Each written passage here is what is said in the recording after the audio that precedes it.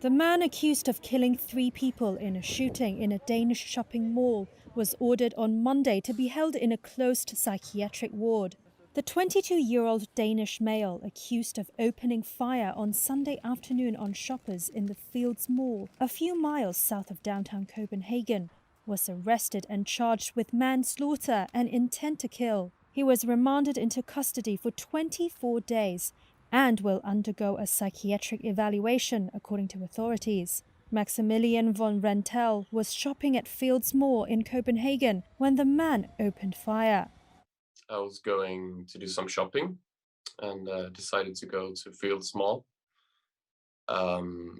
Luckily, I had just taken the later bus, and just when I was about to reach, I heard some shots, and people started running out of the mall. And at that moment, I realized that there was a shooting going on.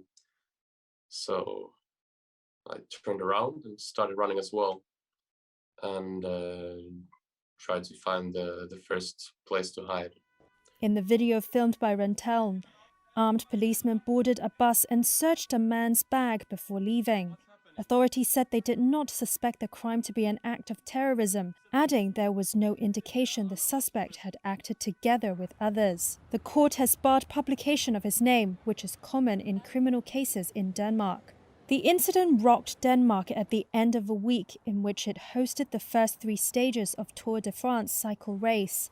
The attack took place when many young people had flocked to the mall ahead of a concert due to be held by British singer Harry Styles on Sunday evening, not far from the shopping centre.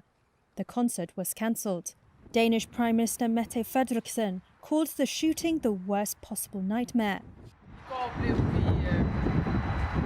Yesterday, here in the Fields building behind us, an unusually brutal attack on completely innocent people took place. Children, young, adults, families who were on their way to a concert, shopping, starting their summer holidays, enjoying a Sunday in our fantastic city. And in the space of a few minutes, what should have been a nice evening turned into the worst possible nightmare.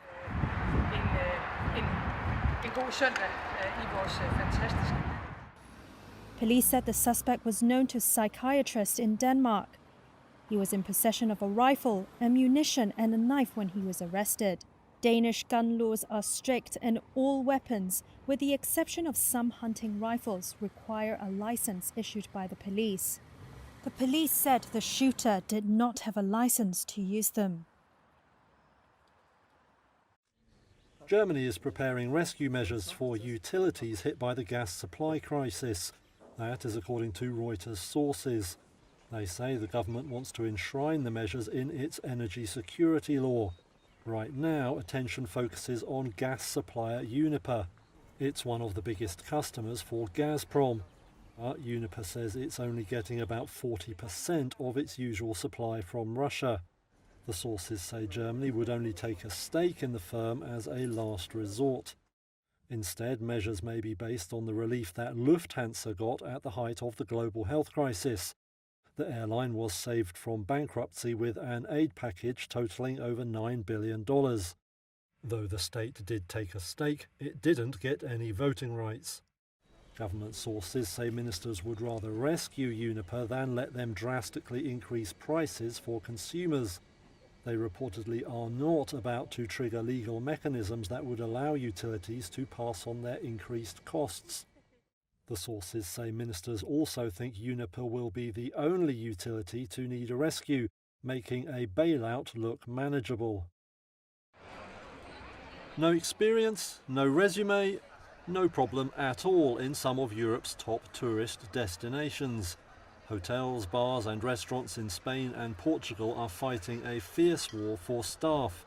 Waiters and other workers are in such short supply that firms are willing to hire almost anyone willing to join. Mariveni Rodriguez runs a bar in Madrid's vibey La Latina district. There's a waiters' crisis because of all we have been talking about, salaries and long hours. But I think this is a structural crisis of the economy and work in Spain, not just in the hospitality sector. And if we keep on lacking waiters, what will happen in the future is that there will be no bars.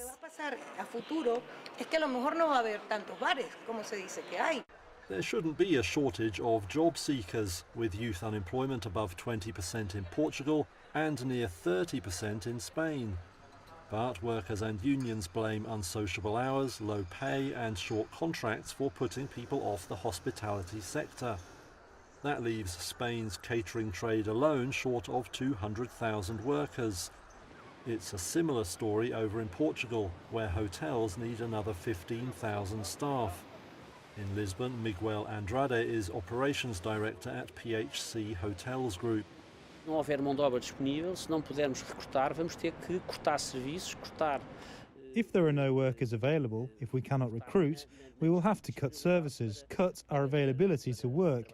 And this is regrettable and dramatic for an industry that has had no revenue for the last 2 years, that is very undercapitalised and that needs to respond to existing demand. Está muito descapitalizada e que precisa de responder a uma procura que é existente e que está a acontecer, não é verdade?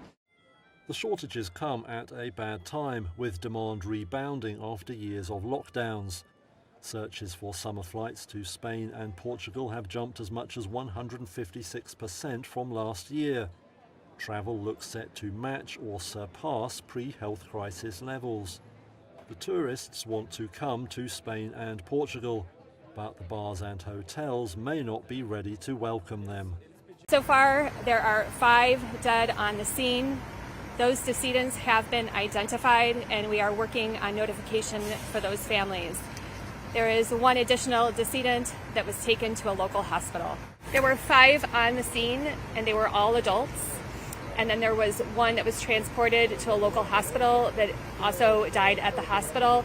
I don't have any additional information on that victim. Are we talking about multiple shooters or 1 shooter? At this time, we have no indication to believe there was more than 1. However, we're only hours after this occurred, so we don't want to narrow in, and we want to be very broad and look at this in totality. It was very quick. Gunfire was recognized in the area. Police units were actually already on scene for the parade, in addition to fire personnel. So it was very expeditious. It was pretty quick, and then the offender had fled the scene. Do you have any idea how many shots were fired? I do not at this time. Numerous is what I can tell you right now. The roof was a business, and it looks like access to the roof via a ladder in an alley was unsecure. Sudan's military leader says the army will be stepping back from political talks, paving the way for political and revolutionary groups to form a transitional government. General Abdel Fattah al-Burhan made the announcement in a televised speech on Monday. Dialogue, he said, would bring everyone back to the path of democratic transition. This comes after months of demonstrations in Sudan against his military leadership. At least 8 people died in a protest last week. The military seized power last October, replacing a transitional government that was formed after the toppling of President Omar al-Bashir in 2019. More than 100 protesters have died since then, and the UN's Human Rights Commissioner says some 335 have been arrested. In his speech, Burhan did not clarify the scope of the military's role in politics going forward, but he said it will be committed to implementing the outcomes of talks, which are backed by the UN and the African Union.